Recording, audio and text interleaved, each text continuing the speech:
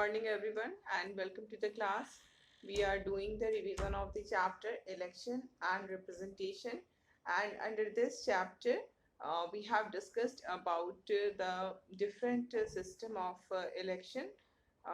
The system which is adopted in our country is first past the post system, which is called FPTP.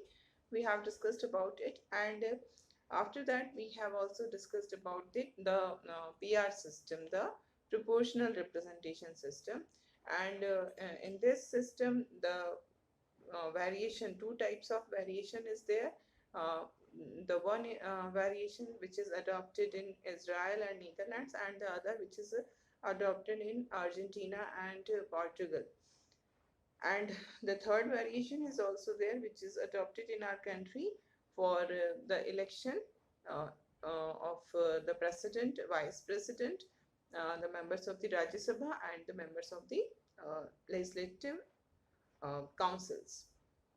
So, and we have compared both the system also. What is the difference between the proportional representation system and the FPTP system?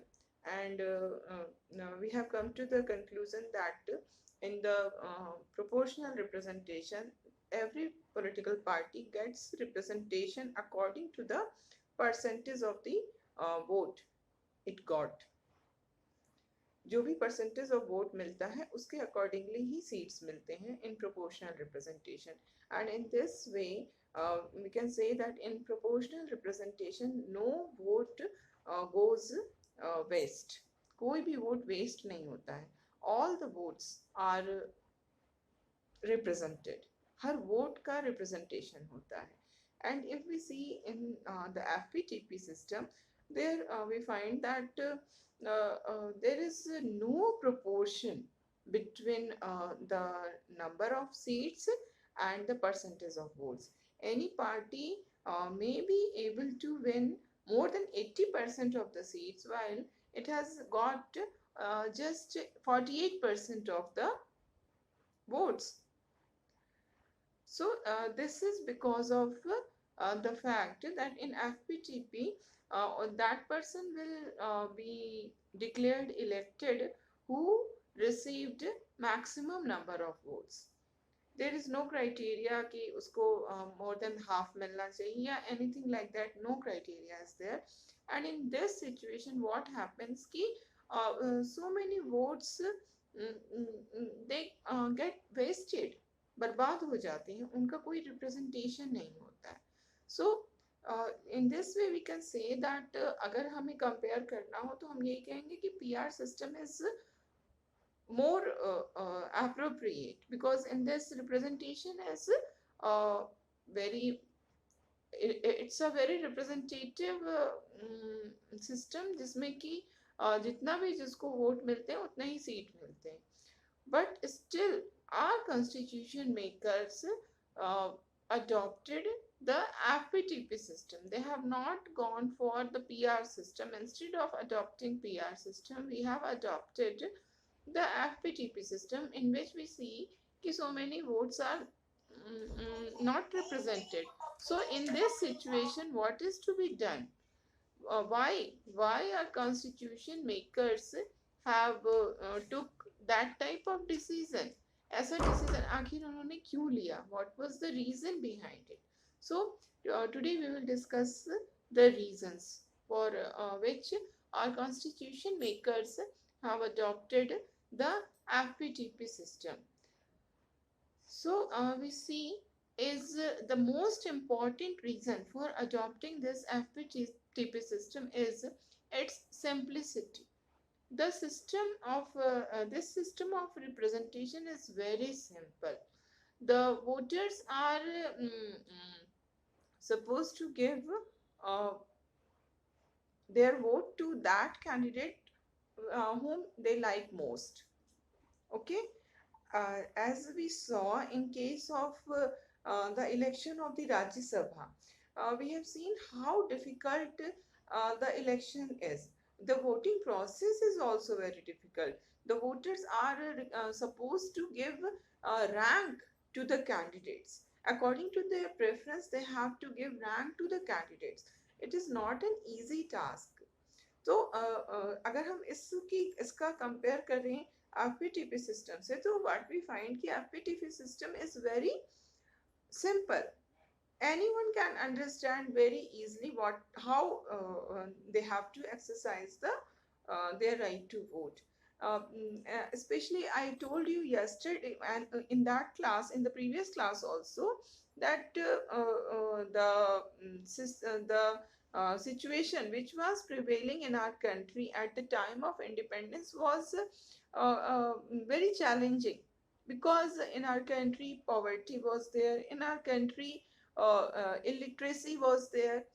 uh, it was really very difficult. It was a very big challenge before our constitution makers and before our political leaders to establish the democratic government in the country.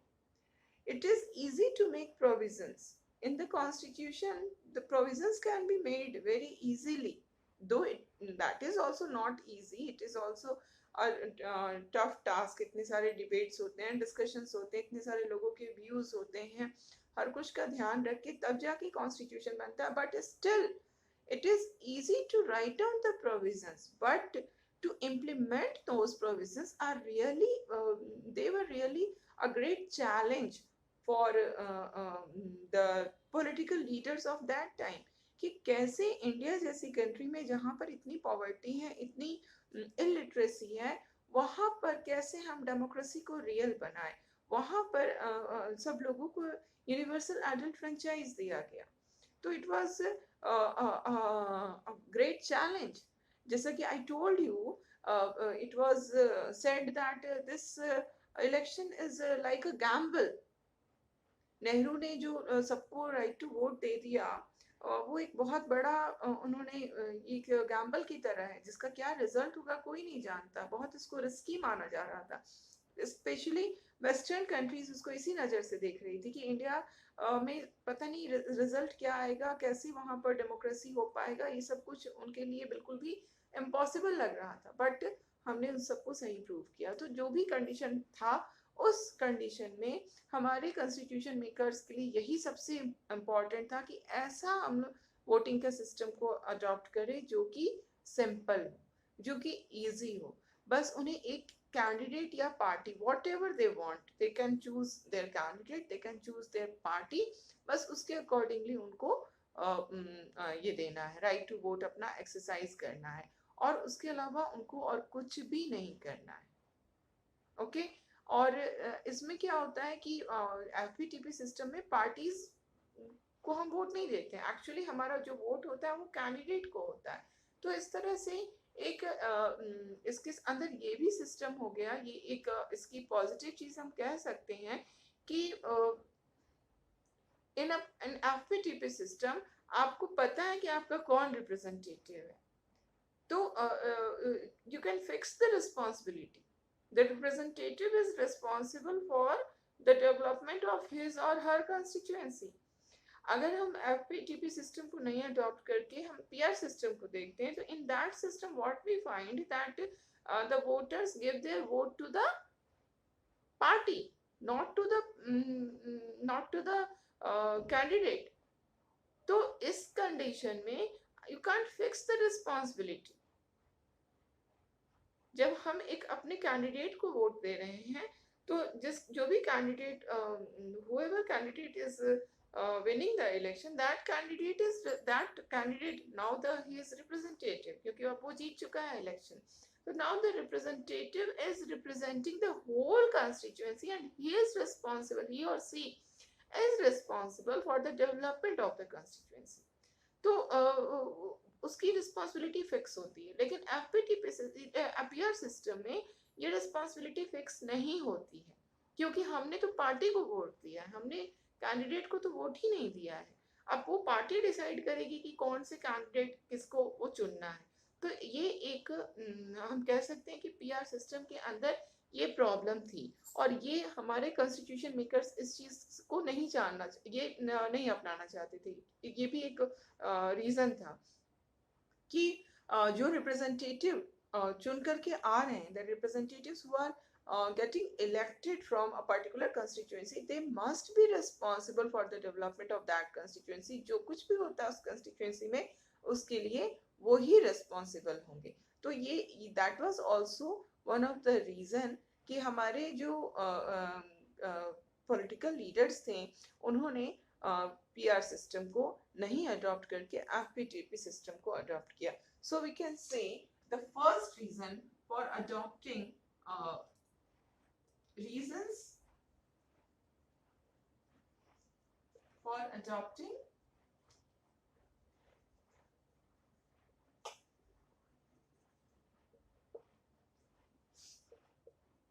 FPTP system. The first reason is simplicity.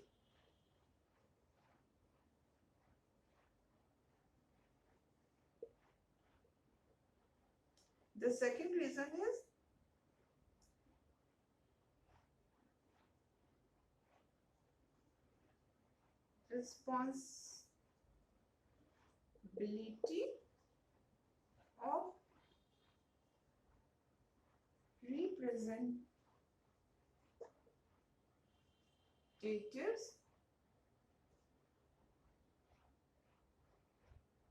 responsibility of representatives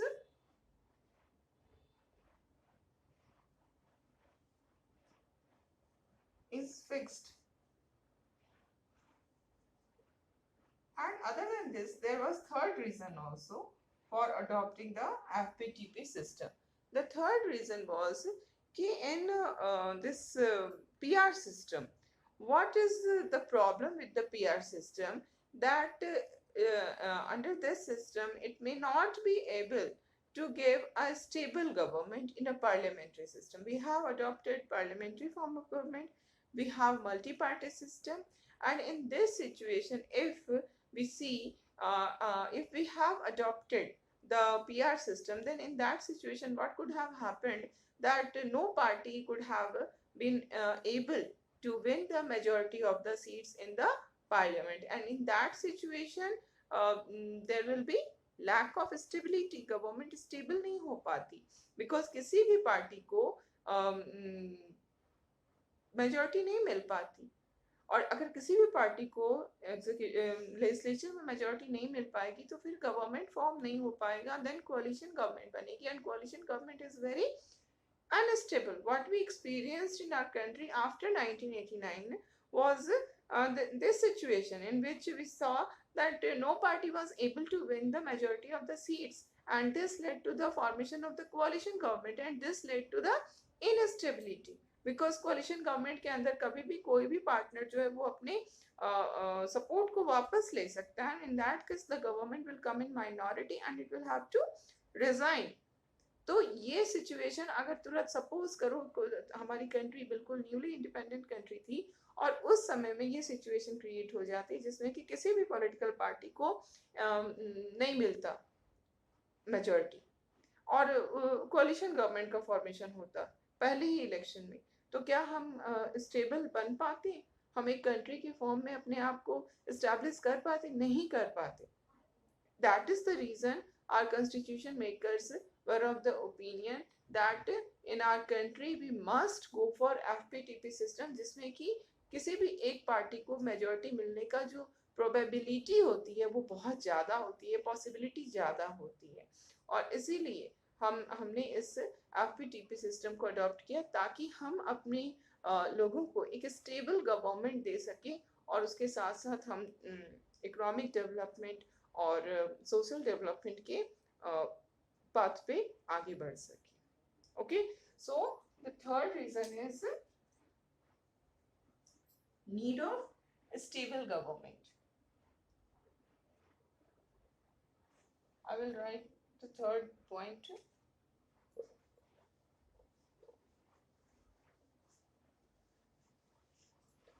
These are the three reasons. First is simplicity.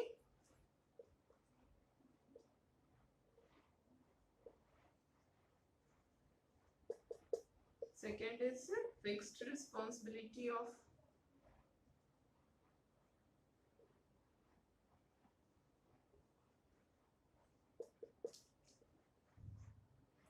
representatives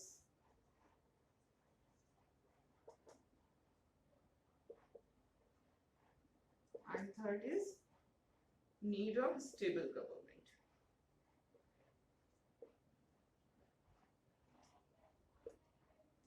This is very important question कि why our constitution makers have adopted the FPTP system. So these three are the main points for this reason. And now we will see that if we have adopted the PR system, in that situation what could have happened, क्या हो सकता था? अब generally what happens that in FPTP the largest party or coalition party gets some extra bonus seat because of the system, because of the FPTP. It happens they get some bonus seats, they get more than their share of votes would allow. In PR उतना ही seat मिलेगा जितना आपको vote of share है, but in FPTP आप उससे कुछ ज्यादा मिल पाता है. तो इस तरह का सिचुएशन में क्या होता है कि it makes it possible for parliamentary government to function smoothly and effectively by facilitating the formation of a stable government. And then we see that the FPTP system also encourages voters from different social groups to come together to win an election in a locality. Okay, in our country we have diversity, so many different so many people belonging to different religion, different language, different culture are living together. And in this type of country in which diversity is existing, we can say that the PR system would encourage each community to form its own nationwide party,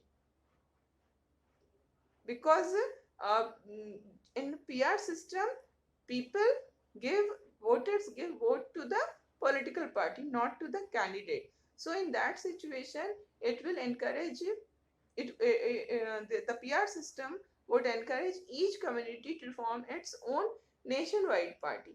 And this can also obstruct the integration of the country, because जिस समय हमारे country का formation हो रहा था, जो हमारा constitution बन रहा था, उस समय हम बहुत सारे प्रॉब्लम्स हमारे कंट्री में चल रहे थे, like the problem of partition of the country. और पार्टीशन के साथ इतने सारे राइट्स किलिंग्स हो रहे थे. तो ये एक बहुत बड़ी चैलेंज बन गई थी कि कंट्री को कैसे जोड़ के रखा जाए. Then princely states were also there, उनके इंटीग्रेशन का भी प्रॉब्लम था.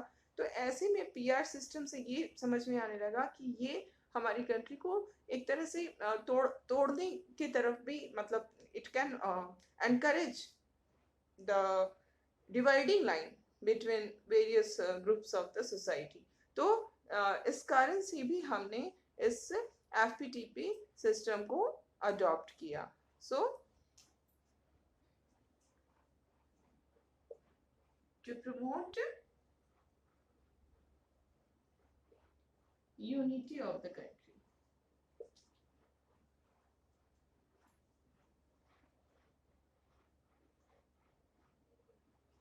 This is the fourth reason for this FPTP system which our constitution makers have adopted. And what we find कि हमारा experience है, the constitution is in practice for the last 70 years. हमारे यहाँ लोकसभा के 17 elections हो चुके हैं, और हमारा जो एक्सपीरियंस रहा है वो यही रहा कि कॉन्स्टिट्यूशन मेकर्स ने जो सोचा था वो सही हुआ. FPTP सिस्टम जो है वो सिंपल प्रूफ हुआ. लोगों ने बहुत ही इजीली इसमें अपने वोट को एक्सरसाइज कर पाते हैं. And it has also helped large parties to win clear majority at the centre. जो बड़ी पार्टीज हैं उनको फायदा इससे हुआ, और वो मेजॉरिटी पार्टी के फॉर्म में सामने आई और स्टेबल गवर्नमेंट दिया. इसके अलावा इसने इस सिस्टम ने डिस्करेज किया उन पॉलिटिकल पार्टीज को जो कि सिर्फ कास्ट या कम्युनिटी के बेसिस पे वोट्स पाना चाहते हैं।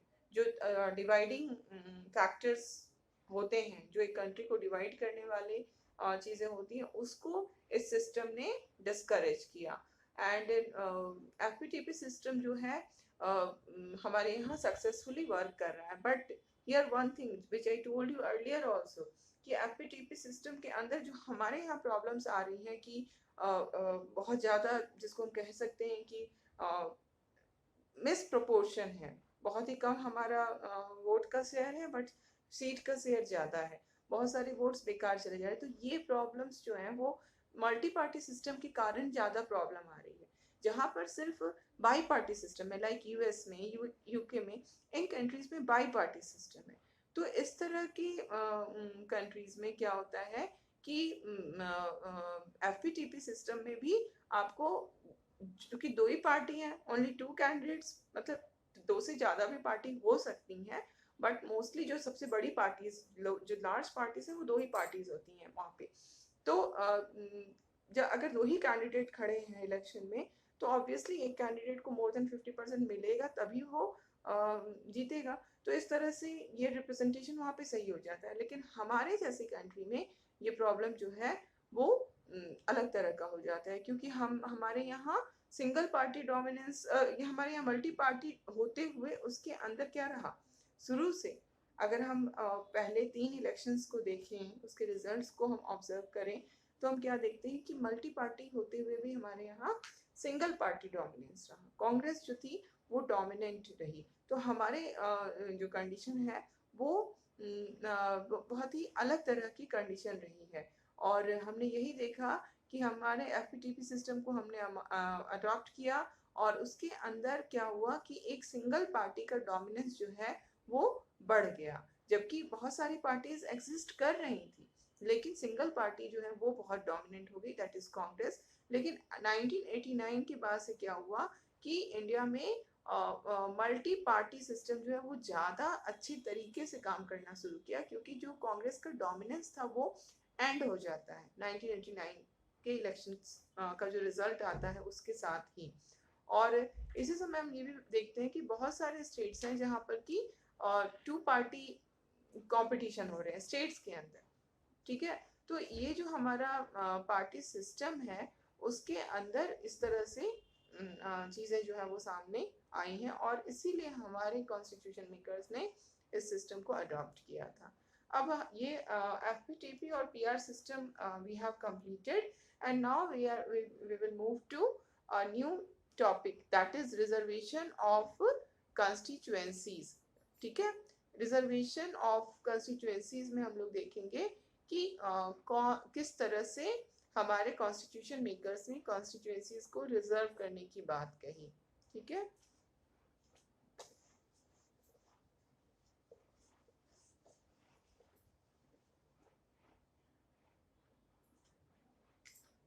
रिजर्वेशन ऑफ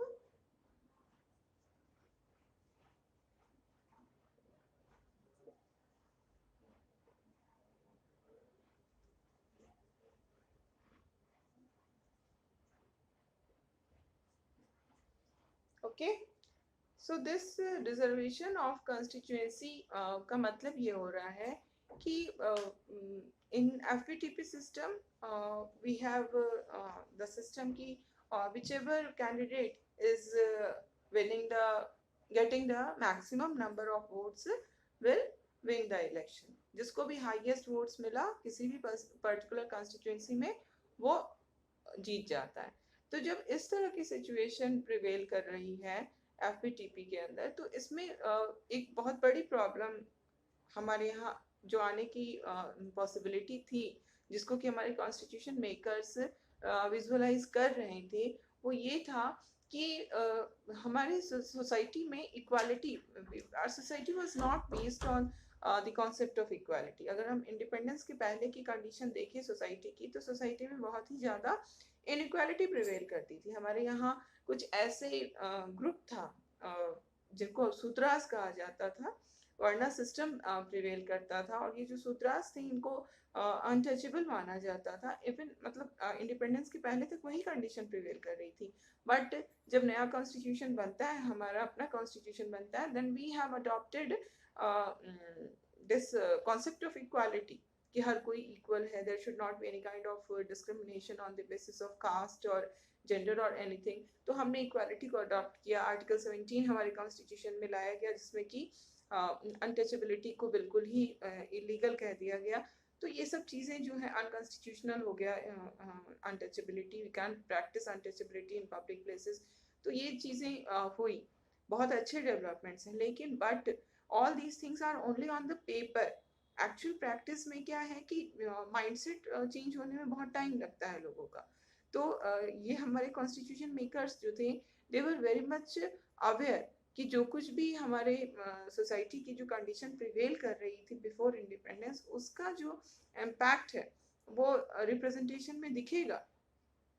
क्योंकि जिनको कल तक अनटचेबल माना जा रहा था, अगर आज after getting independence, after this implementation of new constitution, if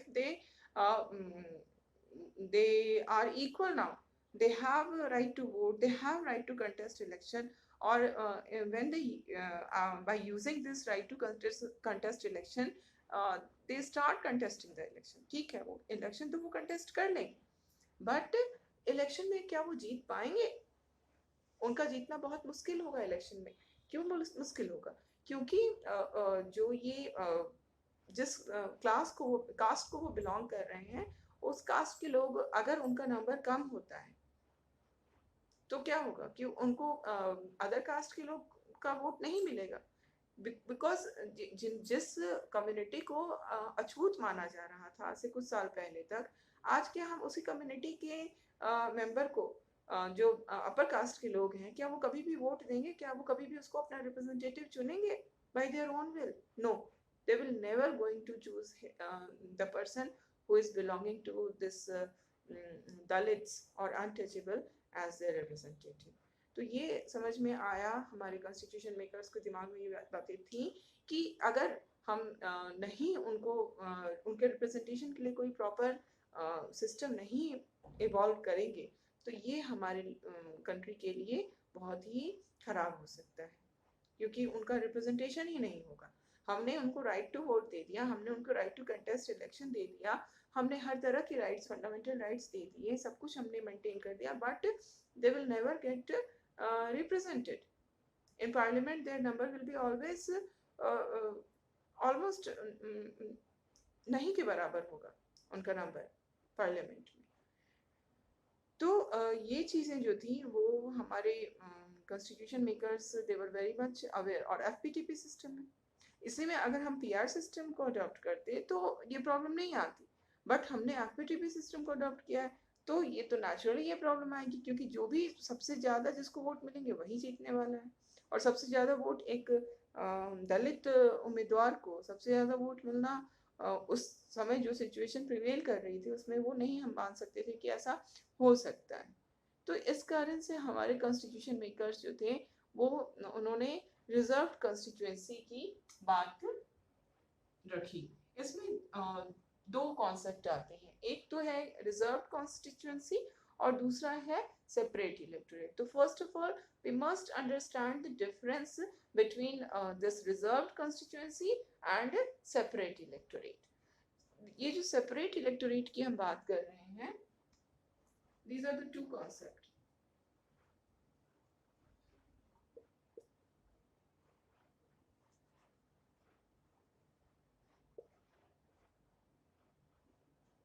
ये जो सेपरेट इलेक्टोरेट है,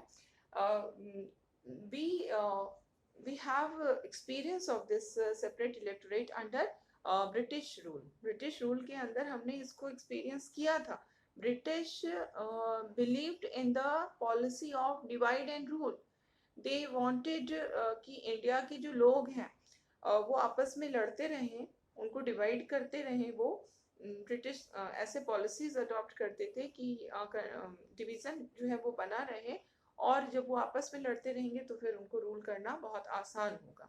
तो it was the policy of British कि they believed in the policy of divide and rule, and in order to promote that rule they have adopted this separate electorate system. Separate electorate का मतलब यही होता है कि जो एक particular community है उसके लिए एक कंस्टिट्यूएंसी जो है वो बन गई। अब उस कंस्टिट्यूएंसी से जो कैंडिडेट खड़े होंगे वो उसी कम्युनिटी के होंगे, और जो लोग उनको वोट देंगे, that is the most important thing, voters will also belong to that community only. So we will discuss in detail the difference between reserved constituency and separate electorate in the next class.